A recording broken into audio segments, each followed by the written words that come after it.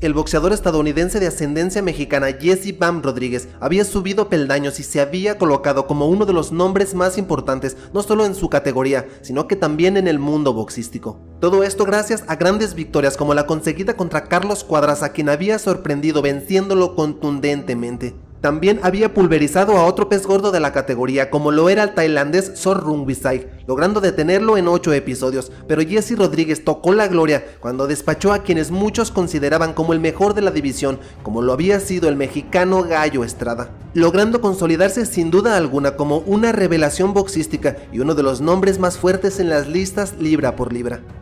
Su siguiente rival era el argentino Fernando "El Puma" Martínez, otra revelación que se había abierto paso en batallas donde siempre era subestimado y lograba salir avante. El Puma, como lo apodaban, era un tipo con garra y un talento único, que en 18 peleas invicto ya había dado la campanada en varias ocasiones, hasta lograr hacerse con el título mundial de la Federación Internacional de Boxeo en la categoría Supermosca, y después el título de la Asociación Mundial de Boxeo en la misma división, mismo que defendería contra el sangre mexicana Bam Rodríguez, haciéndolo un rival bastante peligroso, pues sus 2 títulos mundiales ganados y su récord invicto hablaban por sí solos.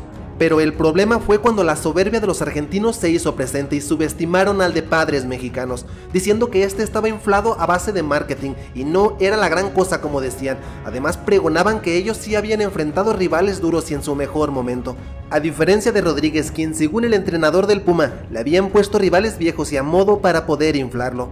Además que el Puma Martínez estaba por encima de cualquier rival que haya enfrentado Jesse Rodríguez, y tal vez era cierto, pero decir que el Bam estaba inflado y el Puma Martínez era mejor que él eran demasiado soberbio. Aún así, el boxeador argentino, sintiéndose superior y más talentoso, intentó arremeter físicamente e intimidar al Bam Rodríguez, quien se mantuvo sereno y sin caer en la provocación del muy crecido boxeador argentino. Llegó la noche del combate y la esperada unificación de los 2 mejores supergallo del mundo estaba en marcha.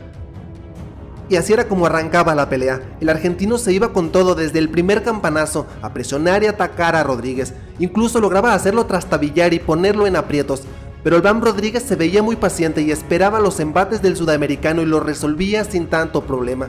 Pero esa presión de Martínez pasaría rápidamente y ahora era el sangre mexicana quien tomaba el control de la pelea. Parecía que el argentino se había cansado por la intensidad del primer episodio y a partir del segundo estaba siendo superado.